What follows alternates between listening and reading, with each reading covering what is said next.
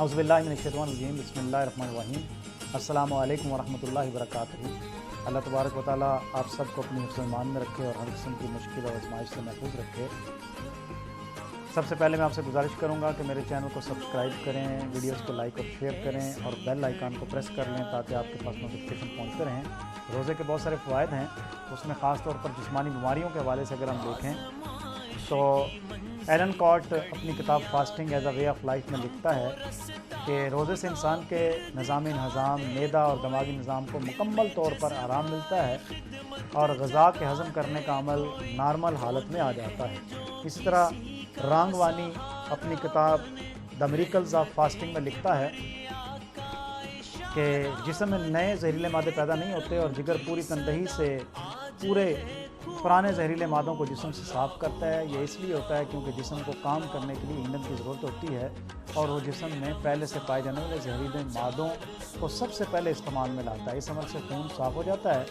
और इंसान की जिल्द पर एक तरह की ताजगी और चमक आ जाती है। और फिर यह है कि ज़कात को जो है वो माल की मैल और रोज़े को जिस्म की मैल कहा गया। इससे भी ये बात साबित होती है कि इससे हमारे जिस्म में ताजगी आ जाती है। रोज़ा रखने से जिस्म और खून की केमिस्ट्री पर जो बुरे असरात हैं वो भी मरतब नहीं होते। उर्दन की यूनिवर्सिटी के हस्पताल में डॉक्टर सुलेमान ने 1404 हिजरी में जब रमज़ान आया तो उस वक़्त रज़ाकारों में, जिनमें 42 मर्द और 26 औरतें थीं, तहकीक की जिनकी उम्रें 15 साल से 64 साल के दरमियान। रमज़ान के शुरू में उनके वज़न किए गए और खून में कोलेस्ट्रॉल, जिनसी हार्मोन्स, ग्लूकोज वगैरह को मापा गया। फिर रमज़ान के अमल में आखिर में ये अमल दोहराया गया तो नतीजा ये निकला कि इन रोज़ादार मर्दों और औरतों का 4 से 6 किलो तक वज़न तो ज़रूर कम हुआ, लेकिन खून में तमाम अज्जा की मिकदार बिल्कुल उसी तरह रही। रोज़ा रखने से इम्यून सिस्टम मजबूत होता है। तकरीबन 10 साल पहले एक तहकीक आई थी जिसमें यह बताया गया कि अफ्रीका के कैदज़दा लोगों में मलेरिया और टीबी की बीमारी उन खाते पीते अफ्रीकियों के मुकाबले में जो कि महाजर कैंपों में हैं कम है। और अमेरिका के मुसलमान साइंसदान डॉक्टर इब्राहिम सैयद के मुताबिक लेबार्ट्री के जानवरों पर दराजी उम्र की तहकीकात से पता चलता है कि जिस्म जब खुराक लेने की मकदार कम कर दी जाए तो उम्र लंबी हो जाती है। एड्स के मर्ज़ का भी बेहतरीन इलाज है और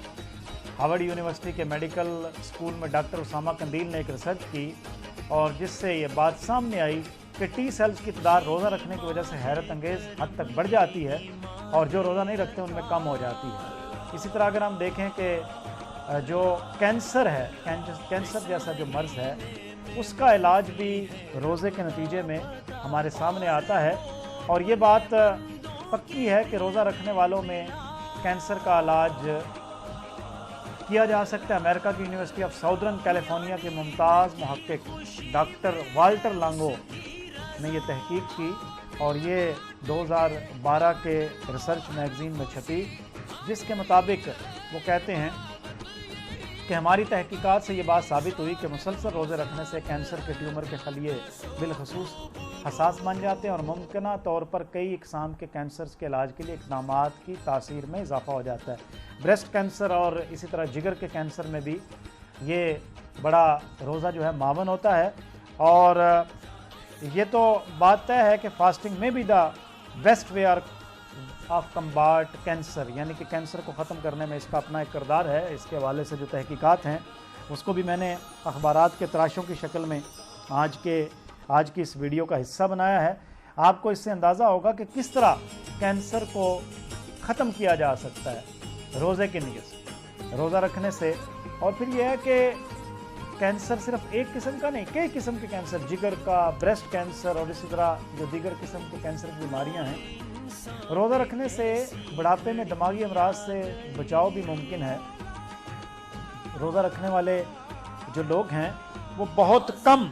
उस किस्म की बीमारियों का शिकार होते हैं जो कि गैर रोज़ादार होते हैं और दिल की वर्किंग भी इसके नतीजे में बड़ी बेहतरीन हो जाती है। ये बात भी साबित हो चुकी है क्योंकि दिल को आराम की ज़रूरत होती है और फिर यह है कि रोज़े की हालत में ये मामला ज़्यादा बेहतर हो जाता है। इसी तरह जो हमारा मेटाबॉलिक सिस्टम है, यानी कि निज़ाम इंहज़ाम, रोज़े के नतीजे में اس کو بہت بہتر انداز میں کام کرنے کا موقع ملتا ہے، اور وہ بہتر انداز میں کام کرتے ہوئے ہمارا نظام بہترین حالت میں تبدیل ہو جاتا ہے۔ اس طرح جو ہمارا دماغ ہے، دماغ بھی بہتر انداز میں اسی وقت کام کر سکتا ہے جب کہ اس کو ورکنگ کا موقع مل جائے، اور کھانے پینے کی بجائے وہ کچھ سوچنے اور اسی طرح دیگر کام کرنے کی صلاحیتوں سے آراستہ کر دیا جائے، تو پھر دماغ بہتر انداز میں کام کرتا ہے۔ تو اس کا بہترین علاج بھی روزہ ہے، اور جیسا کہ میں پہلے بھی عرض کر چکا ہوں کہ دل کی ورکنگ بہترین انداز میں روزے کی حالت میں کام کرتی ہے۔ جسم کو خون کا پمپ ہونا اور پمپنگ کا نظام اور خون کا صاف ہونا، یہ بھی روزے میں بڑا بہترین ہو جاتا ہے۔ آخر میں ایک بار پھر آپ کو ریکویسٹ کروں گا کہ میرے چینل کو سبسکرائب کیجئے اور ویڈیوز کو لائک اور شیئر کیجئے اور بیل آئیکن کو